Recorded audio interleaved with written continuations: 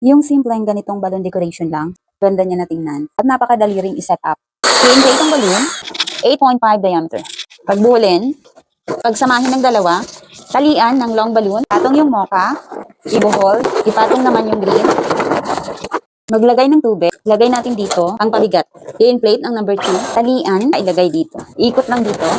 I-inflate to, ibuhol, ganun din na gawin sa iba pa. Lagyan ng glue dots, idikit dito.